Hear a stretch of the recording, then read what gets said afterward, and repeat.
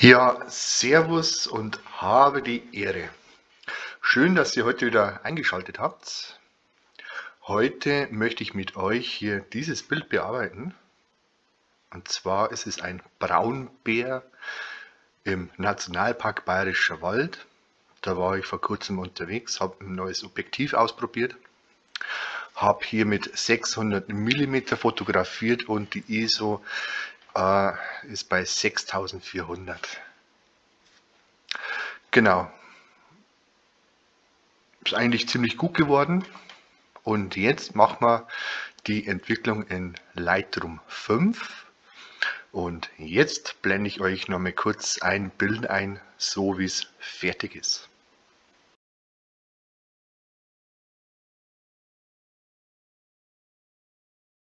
So, dann legen wir mal los. Also, das erste, was ich immer mache, das ist, ich spiele mich ein bisschen hier mit den Lichtern. Dann gehe ich ein bisschen nach unten. Mit den Tiefen gehe ich immer gerne ein bisschen nach oben. Klarheit stelle ich meistens immer so am Anfang auf 20, Entschuldigung, genauso wie Dynamik. Und was ich dann noch mache, ist hier, ich gehe mal hier auf die Mittelhöhen, erhelle ich ein bisschen. Und dann mache ich gern mal hier das auf automatisch. So. Das schaut nicht schön aus. Also nochmal zurück. Hier ziemlich viel Blauanteil. Beim automatischen ist mir einfach viel zu warm. Das heißt, ich habe es immer gern irgendwo dazwischen und mache das jetzt mal manuell ein bisschen.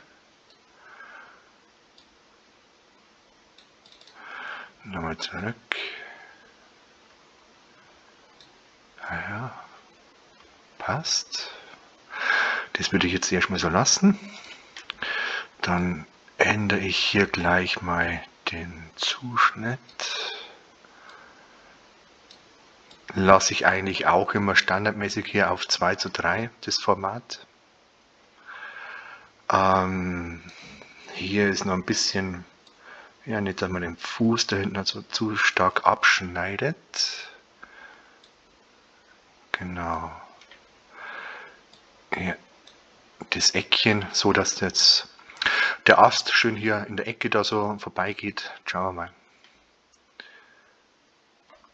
Hat eigentlich einen richtig, ja, einen schönen verträumten Blick, freundliches Gesicht. Also so ein Bär in der freien Wildbahn, naja, da würde ich mir jetzt wahrscheinlich auch gar nichts denken oder fürchten. Aber der kann auch ganz anders gucken. Also die Bilder, die ich noch so gemacht habe, wenn der so rumläuft und mal hier das Maul aufreißt, dann wird es auch mir ein bisschen Angst und Bange und bin froh, dass dann so ein richtig großer Graben und eine hohe Mauer dazwischen ist. Aber echt beeindruckend und imposant. So, was ich auch gern machen möchte, ist hier die Klarheit wieder auf 40 hoch und dann einfach mal hier ein bisschen den Pelz hier ein bisschen herauskitzeln. Da kann man ruhig mal versuchen, hier den ganzen Körper da schön hervorzuheben. So, da. Genau, das kann man ruhig ein bisschen grob machen. Hier die Konturen, da kommt es gar nicht drauf an, dass man das so fein macht. Das sieht dann nachher sowieso keiner. Wunderbar. So, jetzt werde ich mir hier ein bisschen das Gesicht, dann möchte ich mich noch ein bisschen darum kümmern. Mache ich hier mal 1:2. Man sieht, es ist schon ein bisschen verrauscht, aber ganz ehrlich, bei ISO 6400 bei 600 mm darf es ruhig ein bisschen verrauscht sein. Also ganz ehrlich, das ist absolut voll in Ordnung. Richtig gut geworden. Ich gehe aber jetzt trotzdem noch ein bisschen weiter hier rein und mache mal hier die volle Vergrößerung. Mich interessiert nämlich jetzt hier links und rechts das Auge. Und zwar gehe ich hier mal, ich habe nämlich so einen Pinsel vordefiniert. Lichter 30, Tiefen 30, Klarheit 20, Sättigung 20. Und da gehe ich jetzt einfach mal hier schön da rein. Wichtig ist, dass man es nicht zu hell macht, nicht, dass man irgendwelche Alien-Augen generiert, sondern es soll trotzdem noch natürlich wirken. Und halt ein bisschen klarer, ein bisschen heller sein. Ja, so ist es schon richtig gut. So, genau, die Schnauze machen wir noch ein bisschen. Da reicht es aber, wenn ich jetzt dann hier bloß auf die Hälfte reingehe. Ich probiere jetzt dann hier auch nochmal. Nochmal zurücksetzen. Machen wieder die Klarheit 40 nochmal. Um die Schnauze nochmal extra hervorzuheben und ein bisschen detailreicher erscheinen zu lassen. Genau, dann gehe ich hier nochmal über die Augen nochmal drüber. Gucke ich mal, ob mir das gefällt. Das von den Augen, das mache ich wieder weg. Ja, das mache ich wieder weg. Und zwar, wenn ich jetzt dann hier drauf bleibe, sehe ich, wo ich gemalt habe. Und mit der Alt-Taste kann ich hier Plus und Minus den Pinsel so umschalten. Und eben hier dann das, was ich vorher gemalt habe, wieder wegmachen. Genau, es ist nur noch die Schnauze da. So gefällt es mir nämlich besser. Was wir auch gleich ein bisschen gucken können, ist hier die Rauschreduzierung. Chromatische Aberration können wir auch gleich mal hier anklicken, dass das mal ein bisschen ausgefiltert wird. Profilkorrekturen mache ich jetzt nicht, weil das Objektiv, was ich benutzt habe, das wird hier in Lightroom 5 noch gar nicht unterstützt. Und jetzt gucken wir mal, wie hoch wir da gehen können. Ja, würde ich sogar bei 15 lassen. Genau, und was immer ganz wichtig ist, ist Farbton, Sättigung und Luminanz. So, da gehen wir jetzt hier noch ein bisschen zurück. Genau, ne, ich gehe ganz zurück. So, dann gucken wir jetzt die Farbtöne mal an. Wenn man hier den Regler dreht, geht es eher so ins Orange, ins Rötliche.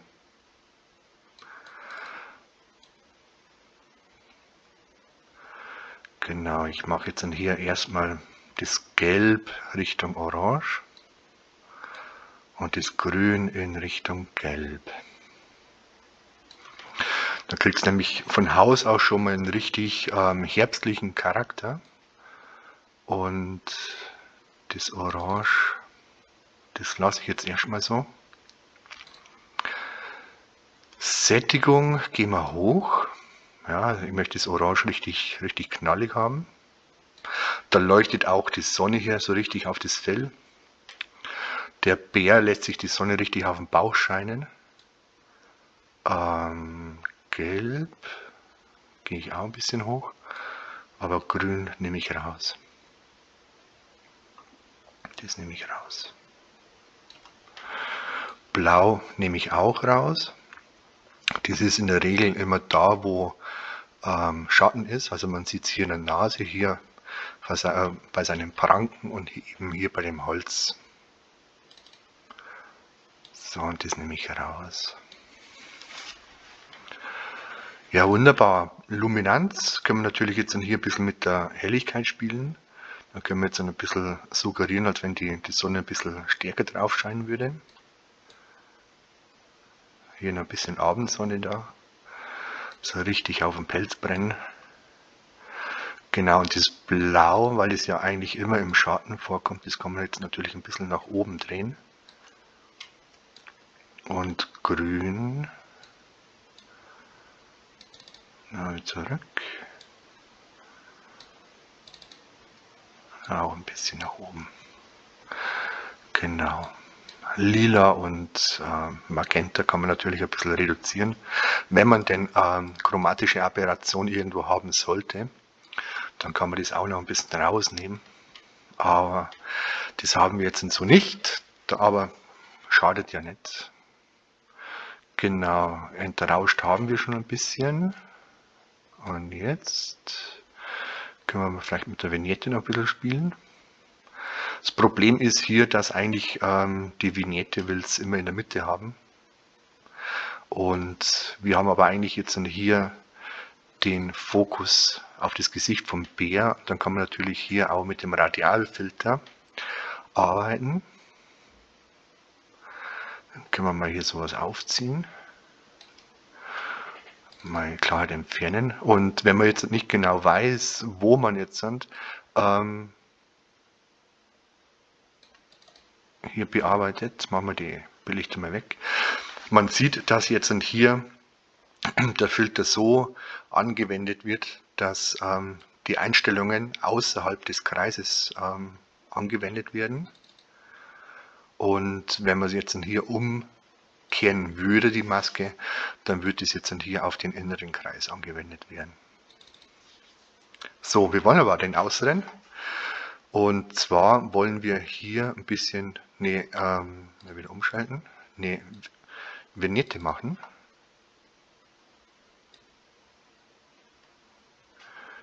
Jetzt gucke ich gerade, wie es denn eigentlich ist. Das müssen wir ein bisschen größer ziehen.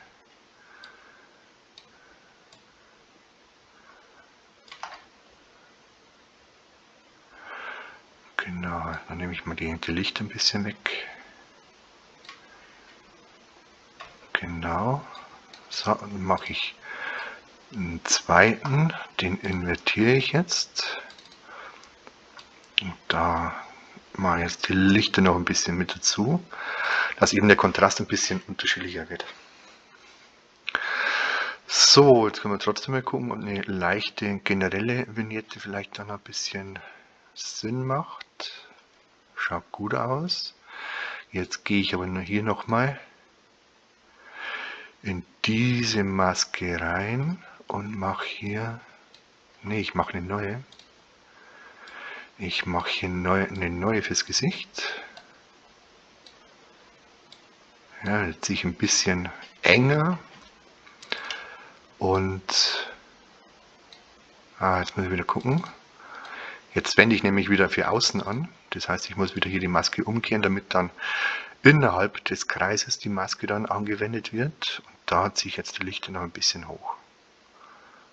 Genau, so die Öhrchen, die nehmen wir mit. Machen wir da ein bisschen. Genau, jetzt können wir mit der Klarheit vielleicht noch ein bisschen gucken, dass wir noch einen schönen Kontrast mit reinkriegen.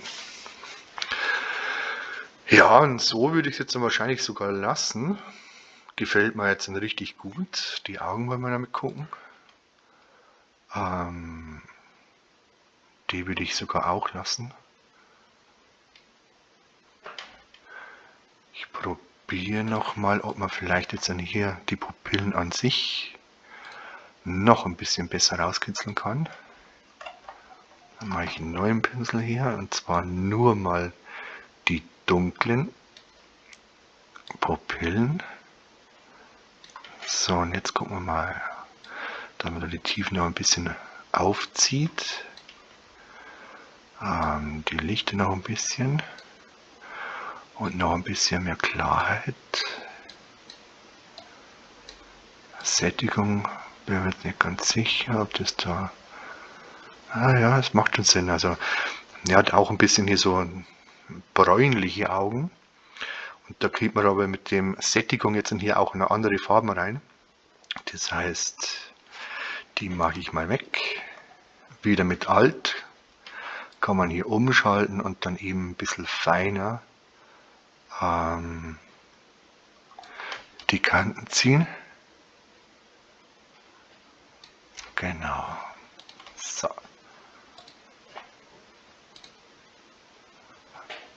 Wunderbar, und genau so lassen wir das jetzt. Zum Rausstempeln sehe ich jetzt hier so nichts. Sensorflecken habe ich jetzt dann auf der Kamera noch nicht, die ist ziemlich neu. Da habe ich aber auch schon geguckt im Vorfeld, und diese kleinen Sachen, die würde ich jetzt wahrscheinlich sogar dran lassen. Das könnte man vielleicht hier wegmachen. Ein bisschen kleiner, ein bisschen hier so.